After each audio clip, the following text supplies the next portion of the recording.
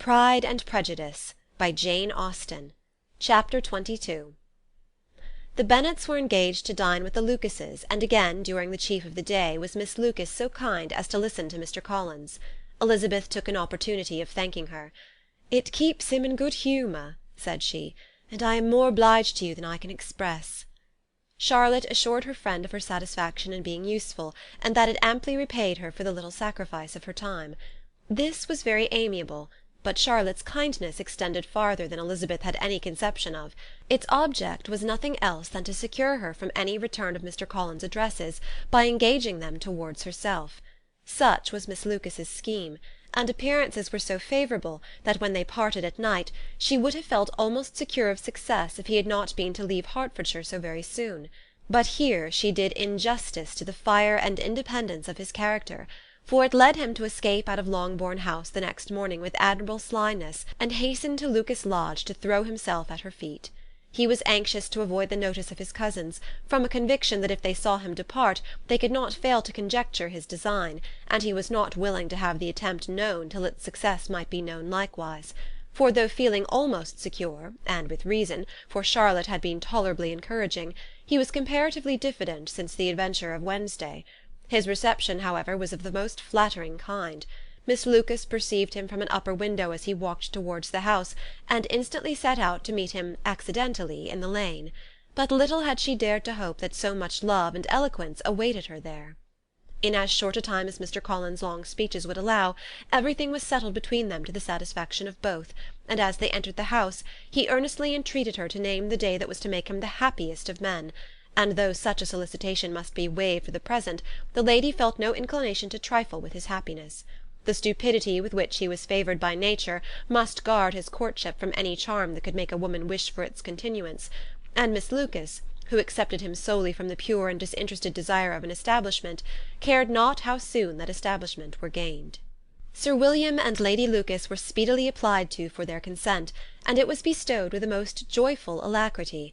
Mr. Collins' present circumstances made it a most eligible match for their daughter, to whom they could give little fortune, and his prospects of future wealth were exceedingly fair. Lady Lucas began directly to calculate, with more interest than the matter had ever excited before, how many years longer Mr. Bennet was likely to live, and Sir William gave it as his decided opinion that whenever Mr. Collins should be in possession of the Longbourn estate, it would be highly expedient that both he and his wife should make their appearance at St. James's. The whole family, in short, were properly overjoyed on the occasion.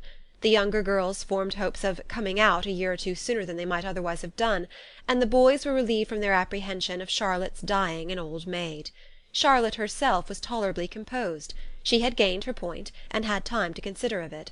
Her reflections were in general satisfactory. Mr. Collins, to be sure, was neither sensible nor agreeable. His society was irksome, and his attachment to her must be imaginary.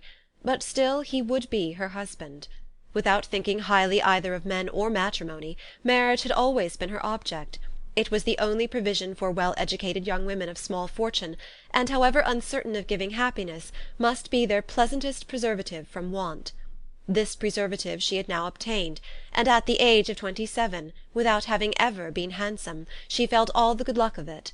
The least agreeable circumstance in the business was the surprise it must occasion to Elizabeth Bennet, whose friendship she valued beyond that of any other person. Elizabeth would wonder, and probably would blame her, and though her resolution was not to be shaken, her feelings must be hurt by such a disapprobation. She resolved to give her the information herself, and therefore charged Mr. Collins, when he returned to Longbourn to dinner, to drop no hint of what had passed before any of the family. A promise of secrecy was of course very dutifully given, but it could not be kept without difficulty, for the curiosity excited by his long absence burst forth in such very direct questions on his return as required some ingenuity to evade, and he was at the same time exercising great self-denial, for he was longing to publish his prosperous love. As he was to begin his journey too early on the morrow to see any of the family, the ceremony of leave-taking was performed when the ladies moved for the night, and Mrs. Bennet, with great politeness and cordiality, said how happy they should be to see him at Longbourn again, whenever his engagements might allow him to visit them. "My dear madam," he replied, "this invitation is particularly gratifying, because it is what I have been hoping to receive, and you may be very certain that I shall avail myself of it as soon as possible." They were all astonished, and Mr. Bennet, who could by no means wish for so speedy a return, immediately said, "But is there not danger of Lady Catherine's disapprobation here, my good sir? You had better neglect your relations than run the risk of offending your patroness." "My dear sir," replied Mr. Collins, "I am particularly obliged to you for this friendly caution, and you may depend upon my not taking so material a step without her ladyship's concurrence." "You cannot be too much upon your guard. Risk anything rather than her displeasure, and if you find it likely to be raised by your coming to us again, which I should think exceedingly probable, stay quietly at home, and be satisfied that we shall take no offence." "Believe me, my dear sir, my gratitude is warmly excited by such affectionate attention, and depend upon it, you will speedily receive from me a letter of thanks for this, and for every other mark of your regard during my stay in Hertfordshire. As for my fair cousins, though my absence may not be long enough to render it necessary, I shall now take the liberty of wishing them health and happiness, not excepting my cousin Elizabeth." With proper civilities the ladies then withdrew, all of them equally surprised that he meditated a quick return.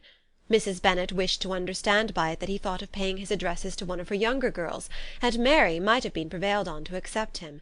She rated his abilities much higher than any of the others.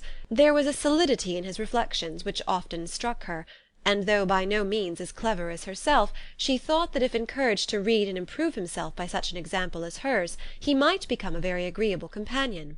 But on the following morning every hope of this kind was done away. Miss Lucas called soon after breakfast, and in a private conference with Elizabeth related the event of the day before. The possibility of Mr. Collins fancying himself in love with her friend had once occurred to Elizabeth within the last day or two, but that Charlotte could encourage him seemed almost as far from possibility as she could encourage him herself, and her astonishment was consequently so great as to overcome at the first the bounds of decorum, and she could not help crying out, "Engaged to Mr. Collins! My dear Charlotte! Impossible!" The steady countenance which Miss Lucas had commanded in telling her story gave way to a momentary confusion here on receiving so direct a reproach, though as it was no more than she expected, she soon regained her composure, and calmly replied, "Why should you be surprised, my dear Eliza? Do you think it incredible that Mr. Collins should be able to procure any woman's good opinion, because he was not so happy as to succeed with you?" But Elizabeth had now recollected herself, and making a strong effort for it, was able to assure with tolerable firmness that the prospect of their relationship was highly grateful to her, and that she wished her all imaginable happiness. "I see what you were feeling," replied Charlotte. "You must be surprised, very much surprised, so lately as Mr. Collins was wishing to marry you. But when you have had time to think it over, I hope you'll be satisfied with what I have done. I am not romantic, you know. I never was. I ask only a comfortable home, and considering Mr. Collins' character, connection, and situation in life, I am convinced that my chance of happiness with him is as fair as most people can boast on entering the marriage state." Elizabeth quietly answered, "Undoubtedly," and after an awkward pause they returned to the rest of the family. Charlotte did not stay much longer, and Elizabeth was then left to reflect on what she had heard. It was a long time before she became at all reconciled to the idea of so unsuitable a match. The strangeness of Mr. Collins making 2 offers of marriage within 3 days was nothing in comparison of his being now accepted.